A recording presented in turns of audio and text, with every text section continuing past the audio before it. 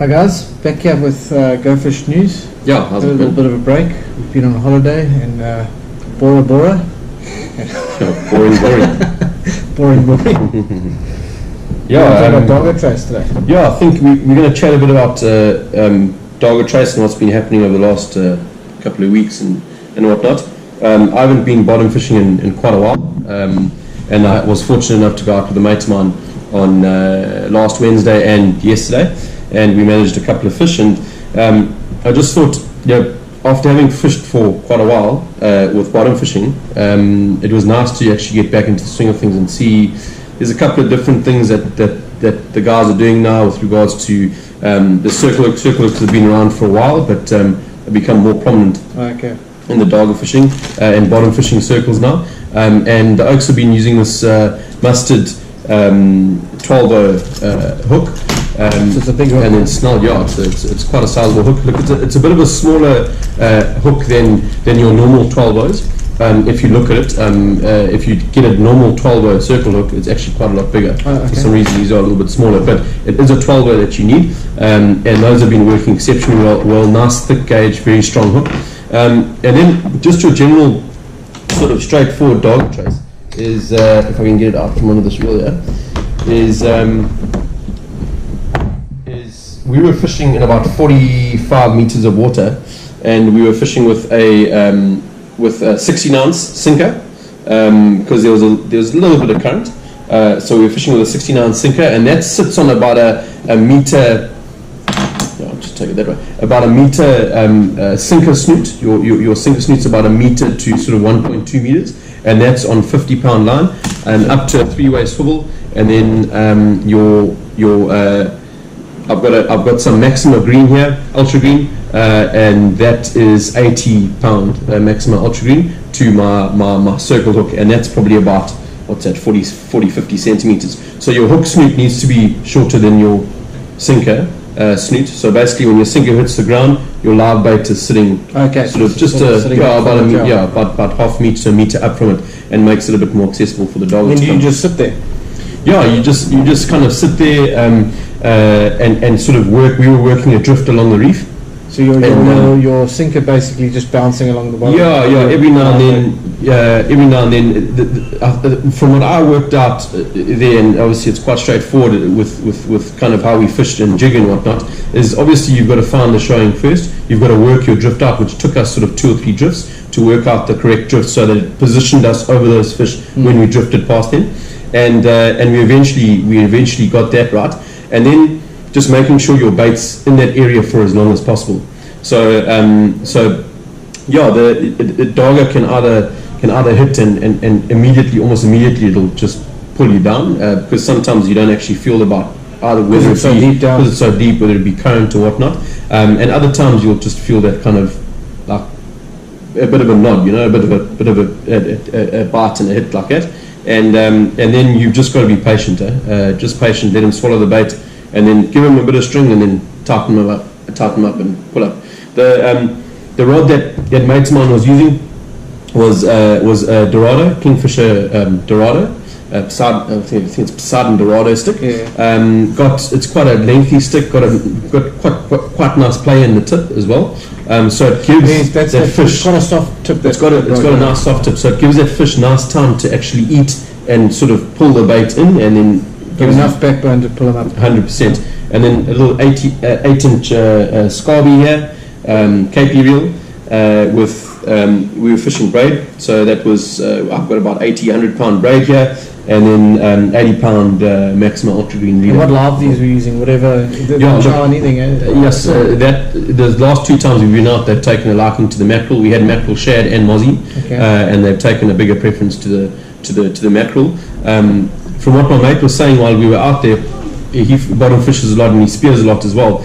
He says every now and then it's nice to actually change up your baits if you're not getting too many bites in the mackerel, because the mozzie tends to be a little bit wilder and swims a little bit and maybe creates a bit more of a disturbance down there, But an interesting thing that I found is I fish these sabikis, the ones with the glow green on them, And I've never sort of As in thought the too glow much green on this side. on where the red is, the glow green yeah. on where that red is there. And I've never thought too much in the way of changing them. And but I've heard of guys have changing them and say, hey, no, rather go with this. Sometimes they chow on this, and I thought, nah, man, it's talking a bit rubbish, And my mate had this one on, this little red, the red bead at the bottom, and I had the green bead, and he was filling up with mackerel, and I was getting maybe one on each down, and he was just filling up. But there was definitely a preference for this. So I would recommend keeping both in your box, just in case they're chowing. They're chowing on the one. Yeah, we often get lazy when fishing for larvae, and we just think, we're just not on the spot. Meanwhile, it could be the fact that they're actually not even going for that sabiki. 100%. And then obviously your dogger ring is also an important little contraption to have that's been around for a while. But basically your line goes to the small part, your finger goes through there, and it just, because there's quite a gap between your reel and your first eye, it just allows you to manage that line a bit better so that it doesn't tangle around, and also is a bit easier on the finger with regards to your line and whatnot.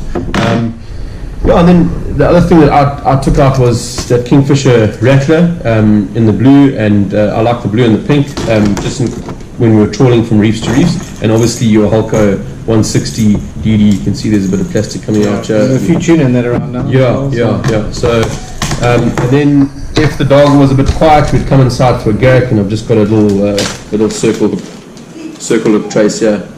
Also that mustard hook set up on a snarl circle.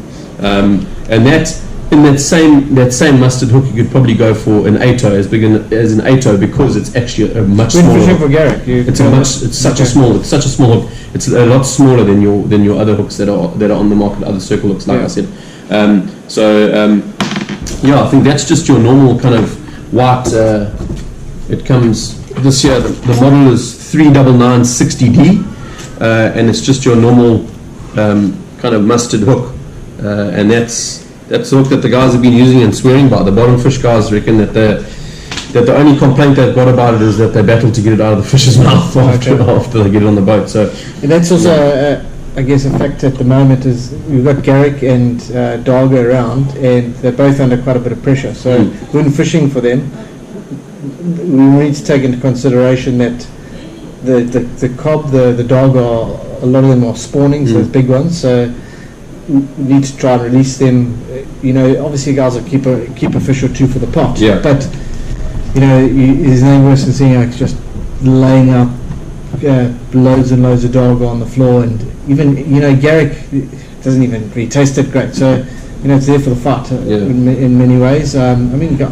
Not stopping guys having a chow, but there's nothing worse than seeing coming out with like 4 or 5 garrick, and we know they're under serious threat. Yeah, I think the problem is with something like darga is if the darga are on the bite and there's a couple of them around, you lose a lot of them to sharks. There's generally a lot of sharks around with them as well. So to play a darga up from the bottom is not an easy thing to do with the sharks around, And then you pull him up fast, and he gets that barotrauma. So you need to educate yourself. If you are going to release it, you need to realize that you probably got to bring him up quick to keep him away from the sharks. But then you got to know how to release him, and because you can actually do more harm to the fish releasing him how you think. Like if the stomach's coming out the mouth, just popping it with a knife, that's not actually the correct way to do it. So if you are going to fish for them, make sure you educate yourself in how to release them. And like you say, both stocks are under threat at the moment, but they are just such great fish to target. And if you're not going to be able to, if you're not very good at releasing them, then don't just go out and hammer them every day, basically. And the garricks, the garrick is easier to release because they fight on the surface. So. 100%. So big thanks to a mate of mine for showing me around again on the bottom fishing side of things, we'll probably see the guys next time for another Go Fish News. Cool. Get the latest, man. If you haven't got the latest Go Fish yet, it's our 10-year anniversary. So it's jam-packed with tips and tactics. Well, the really cool article in here is that garrick article. I think that's a winner of note. Adam Waits talks us through fishing for Garrick with live bait off a kayak, which actually can be used for jet ski and ski boat as well. And then we also chat about bucktailing and using the right techniques for using bucktails for Garricks, which is a very underrated way of catching definitely. Garrick and other species. Other species, yeah. So yeah, grab the latest mag, guys, and on the shelves or the digital version. Yeah. Free. Give us a call if there's anything you want to see inside it.